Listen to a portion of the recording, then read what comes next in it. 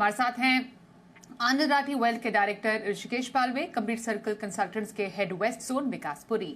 बहुत स्वागत है ऋषिकेश और विकास, आप दोनों का हमारे साथ इस खास कार्यक्रम में आज शामिल होने के लिए। मैं ऋषिकेश आपसे ये जानना चाहती हूँ, ये जो गोल बेस्ड इन्वेस्टमेंट स्ट्रैटेजी होती है हमारी, कुछ ऐसे गोल्स होते हैं जो शॉर्ट टर्म है, कुछ लॉन्ग टर्म होते हैं।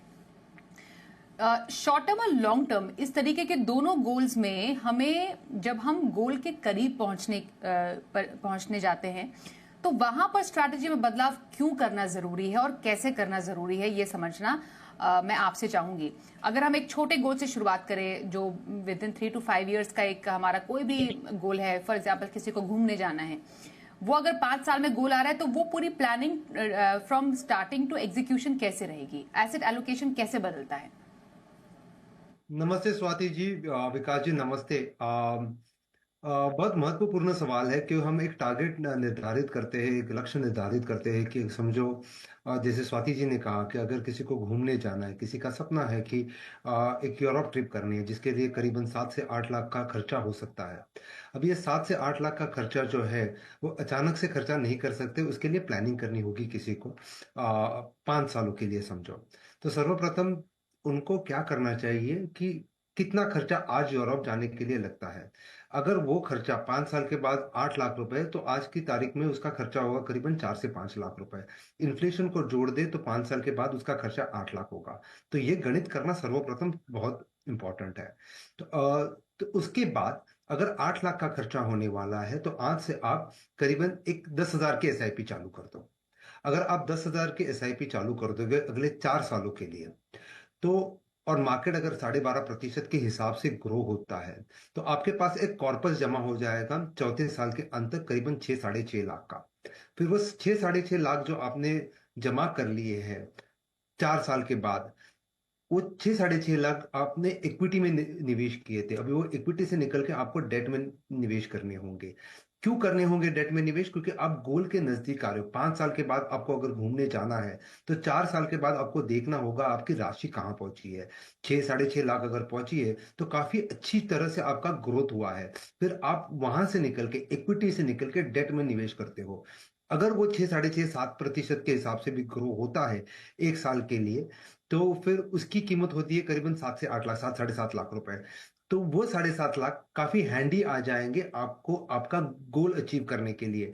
जो जैसे मैंने अपने उदाहरण के तौर पे कहा था कि एक यूरोप ट्रिप करनी है, तो फिर वो 8 लाख काफी हैंडी आ जाएंगे आपको घूमने जाने के लिए। तो हमने स्ट्रैटेजी क्या की, पहले तो हमने लक्ष्य निर्धारित कर लिया कि हमें 8 लाख रुपए की पूंजी जरूरी है। फिर हमने एक स्ट्रैटेजी अपनाई कि पहले 4 सालों के लिए हम इक्विटी में निवेश करेंगे एसआईपी के द्वारा। फिर आखिरी का 1 साल जो है, जो आखिरी पड़ाव है, वहां पे हमने हमारी स्ट्रैटेजी चेंज करी कि हम इक्विटी से निकल के डेट में चले गए। अगर हम डेट में चले गए तो हमने क्या किया, हमने लिक्विडिटी अपना ली है। हमने ये रिस्क जो है आपके इन्वेस्टमेंट का वो कम कर लिया है आखिरी 1 साल में। क्यों किया है?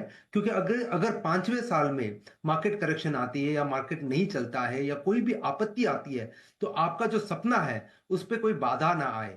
तो आप 4 साल के लिए इक्विटी में निवेश कर रहे हो और आखिरी 1 साल के लिए डेट में निवेश कर रहे हो, ताकि लिक्विडिटी आपके हाथ में हो और रिस्क काफी कम हो जाए।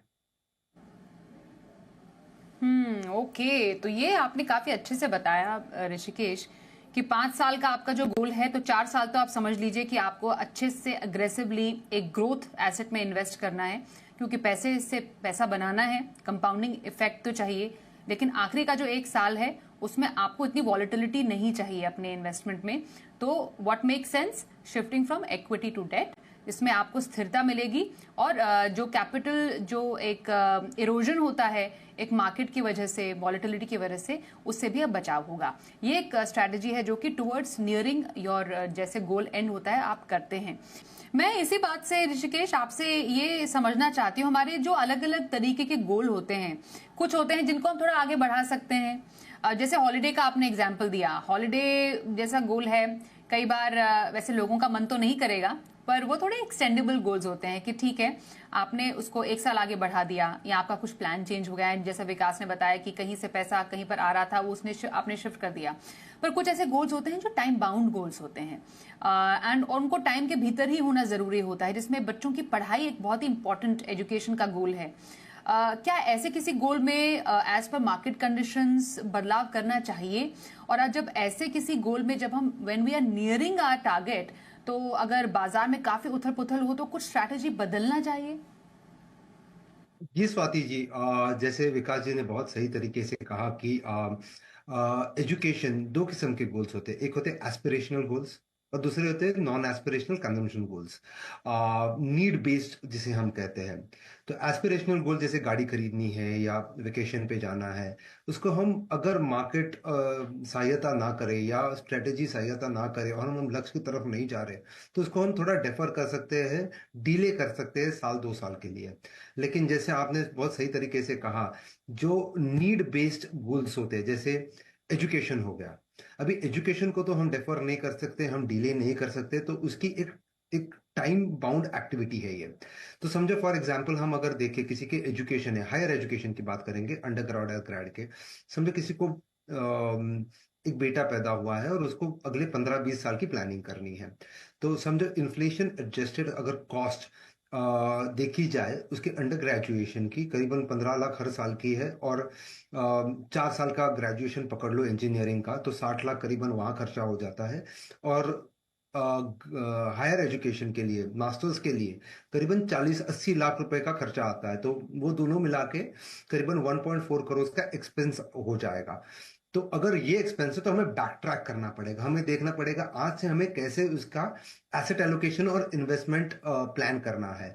तो मैं कहूंगा कि अगर हमें हमारे बेटे के लिए या बेटी के लिए 20 साल के बाद का प्लानिंग करना है, तो आज से आप एसआईपी चालू करो। कितने की एसआईपी करनी होगी? करीबन 20,000 रुपए की एसआईपी आप कर सकते हो अगले 15 सालों के लिए। 15 साल क्यों कह रहा हूं? क्योंकि 15 सालों तक आपको पैसे की जरूरत नहीं है, क्योंकि उसका अंडर ग्रेजुएशन और पोस्ट ग्रेजुएशन जो है वो 15 साल और 20 साल के बाद आएगा। तो 15 साल के लिए आप एक एसआईपी चालू किए, जहां पे 80% की मात्रा जो है आपकी राशि की वो इक्विटी में जाएगी और 20% जो है वो डेट में जाएगा। और अगर दोनों मिला के अगर 12.5% से ग्रो होता है, तो वो राशि कुल मिला के 1 करोड़ 10 लाख, 1 करोड़ 6 लाख तक पहुंच जाएगी। जैसे ही 15 साल खत्म होते हैं, तभी एक्चुअल खर्चा चालू होगा, वो अंडर ग्रेजुएशन और पोस्ट ग्रेजुएशन का। तो आप क्या कर सकते हो? आप एक एसडब्ल्यूपी प्लान कर सकते हो, जहां पे आप इक्विटी से डेट में पैसा डाल सकते हो, और वो 15 लाख रुपए जो मैंने अंडर ग्रेजुएशन के लिए कहे थे, साल दर साल निकाल पाओगे। और सेम स्ट्रैटेजी आप पोस्ट ग्रेजुएशन के लिए भी कर सकते हो, जहां पे 80 लाख रुपए आप इक्विटी से मैं डेट में डाल के फिर वहां से, ताकि वॉलेटिलिटी एक तो कम हो जाए और लिक्विडिटी अवेलेबल हो। अगर मार्केट की आपत्ति भी आती है तो आपको सफर ना करना हो, आपके बेटा या बेटी उसका एजुकेशन सफर ना हो।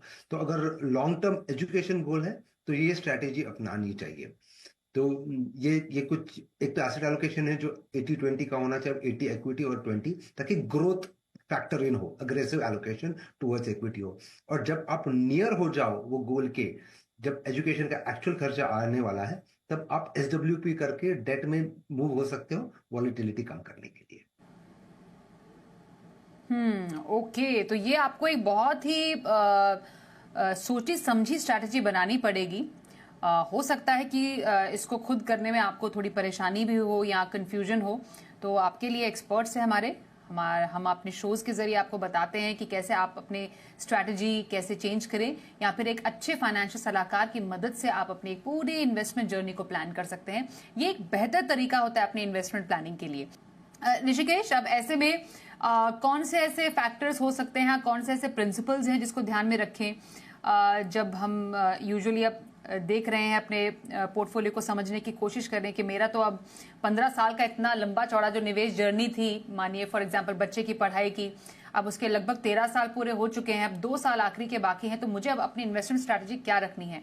जब मैं इस मोड पे आ जाती हूँ अपनी इन्वेस्टमेंट की, तो किन बातों का ख्याल रखूं? स्वाति जी, कुछ प्रिंसिपल्स जो मैं हमेशा कहता हूँ कि प्रिंसिपल्स ही है जो इन्वेस्टमेंट या निवेश की जर्नी को बहुत स्मूथ कर सकते हैं। तो यहाँ पे भी मैं 4 प्रिंसिपल्स की बात करूंगा कि आपका रिस्क टॉलरेंस कैसा है, ये जानना बहुत जरूरी होता है। उसका असेसमेंट करना, आपकी क्षमता कितनी है रिस्क लेने की, ये आपको असेस करना होगा हर पड़ाव पे, हर 2-3 साल में। स्पेशली जब आपके आप गोल के नजदीक आ रहे हो, तो आपका रिस्क टॉलरेंस क्या है ये जानना बहुत जरूरी है। क्योंकि समय सेम नहीं रहता, उम्र सेम नहीं रहती, आपके प्रोफेशन सेम नहीं रहते, काफी सारी चीजें बदलती रहती है। तो उस हिसाब से आपका रिस्क टॉलरेंस क्या है वो जानना बहुत जरूरी है। दूसरी चीज जानना बहुत जरूरी कि रिस्क एक्सपोजर जो है वो टेपर डाउन होना चाहिए, या कम कम होता जाना, रिस्क जो है वो कम कम होता जाना चाहिए जैसे आप आपके लक्ष्य के नजदीक आते जाओ। जैसे मैंने पिछले दोनों उदाहरणों में बोला था कि जैसे आप आपके गोल या लक्ष्य के नजदीक आते हो, आप आपका एक्सपोजर जो इक्विटी का है उसको कम करते जाइए और डेट में एक्सपोजर बढ़ाते जाइए। ताकि क्या होगा कि आपकी लिक्विडिटी या वॉलेटिलिटी की वजह से आपका गोल इनकम्प्लीट ना रहे। ये हुआ दूसरा प्रिंसिपल। तीसरा प्रिंसिपल ये है कि आपके कैश रिजर्व्स जो है वो हमेशा हाई रखने की कोशिश कीजिए। एक पोर्शन जो है वो डेट में हमेशा रखा करो। आपका टाइम होराइजन क्या है, आपके लक्ष्य का टाइम होराइजन क्या है, उसके हिसाब से आपका डेट प्रोपोर्शन आप निर्धारित कर सकते हो। समझो 5 साल का डेट टाइम होराइजन है तो 20% है वो डेट में रखो, 2 है तो 30% रखो। अगर सिर्फ 1 साल का टारगेट है आपका तो पूरा 100% जो है वो आप डेट में रखिए। तो वहां पे आप अग्रेसिव नहीं जा सकते। और चौथा और सबसे इंपॉर्टेंट प्रिंसिपल है कि जैसे आपका एक गोल निर्धारित होके कंप्लीट हो जाता है, जो आपने निर्धारित किया था वो कंप्लीट हो जाता है, तो अगले गोल के सफर पे चल पड़ी है। क्योंकि गोल ये है जो आपकी निवेश की जर्नी जो है वो चैलेंजिंग बना सकता है और ऑर्गेनाइज बना सकता है, एक अनुशासन ला सकता है अगर आप एक लक्ष्य निर्धारित कर लो। तो ये 4 प्रिंसिपल्स है जिसको आप फॉलो करोगे तो आपत्ति आने की गुंजाइश काफी कम होगी। एब्सोल्युटली। तो हमने समझा गोल बेस्ड इन्वेस्टमेंट स्ट्रैटेजी, और जब आप उस गोल के करीब पहुंच जाते हैं तब आपकी इन्वेस्टमेंट स्ट्रैटेजी क्या होनी चाहिए। तमाम हमने सिनारियोज, तमाम एग्जांपल्स के साथ हमने अपने दोनों एक्सपर्ट से जाने।